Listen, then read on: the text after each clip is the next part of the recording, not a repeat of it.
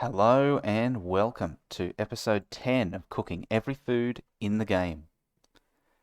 Today is a special episode. We've made it to 10 episodes, and so we will be starting to cook pies. Now, there are many pies that you can cook in Gielinor. However, we're going to be starting with those that free-to-play adventurers can also cook, which are meat pies, apple pies, and red berry pies. Quite nostalgic food. Speaking of nostalgia, we're starting today's episode off in where this journey began, in Lumbridge Cow Pen, as we're going to need to bonk this here cow and take his meat for our meat pie. We're going to be visiting lots of places that we've been before. So we started with Lumbridge Cow Pen, and we're going to move north to go to Lumbridge Chicken Pen, where we're also going to have to claim one of these chickens to take a raw chicken. Let's bonk this one. And there we have it. Now, I've been doing some experimentation lately. In our bread episode, we tried to use undead meat in order to make a steak sandwich. And we're going to be doing the same today. We're going to be going to Alice's farm in Mauritania to collect some undead meat, and we're going to see if that works to make these pies. Right, so let's attack this chicken first and collect our discolored undead raw chicken, and let then attack this undead cow to take our discolored raw beef. Okay, next let's take a trip to Varrock, where I'm going to run south and then east to the mine, towards the mine, to collect our red berries. Now, for the many of you who may have done the Knight's Sword quest in the past, this is where I would always collect my red berries in order to make the red berry pie for a certain Imcando dwarf. You can also grow your own berries. However, this felt more nostalgic to me to do this. So we have cadaver bushes here. Among the red berry bush, there we are. So let's take a red berry. Excellent. All right. So now I'm going to teleport to the farming guild, my farming cape, as I've grown the apples myself. So I'm going to run to the fruit tree spot. This is a new location. I like coming here a lot. The music's quite nice. And we're going to check the health of our apple tree and then pick an apple from it. Excellent. Right, here is a cooking apple, or several. Why don't we just pick that whole tree? Can never have too many apples. Okay. Speaking of apples, for those of you who have done the Plague City Biohazard questline, you may have visited West Ardoyne before.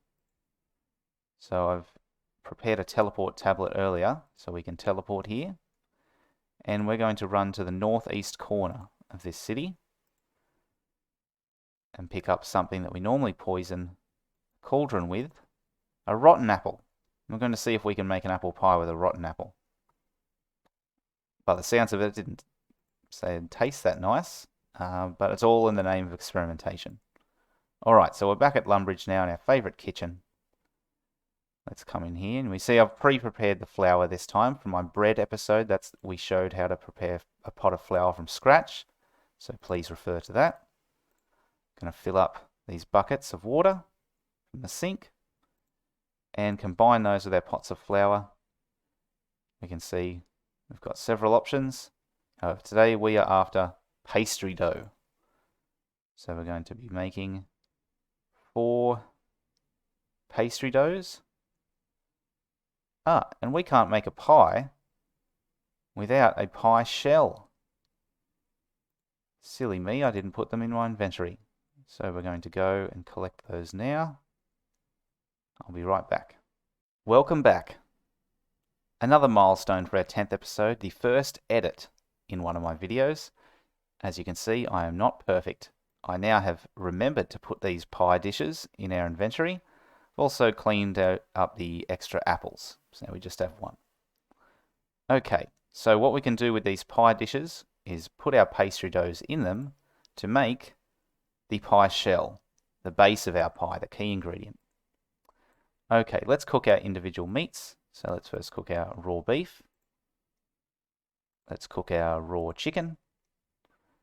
Let's cook our undead raw chicken. And let's cook our undead raw beef. All right, we've seen those processes before. And now to make a pie, you simply combine the pie shell with your desired ingredient. Right? And because we're conducting a few experiments here, I say we start with our experiment. Because I've got a sneaking suspicion that it's not going to work. Right, so let's use our undead cooked meat on our pie shell and see if it makes a meat pie. Ah, nothing happens. All right, let's try it with the undead chicken. Ah, nothing happens there either.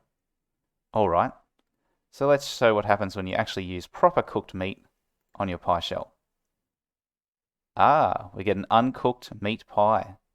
Great. All right, let's use our cooked chicken on our pie shell. There we are. Now we have an uncooked meat pie.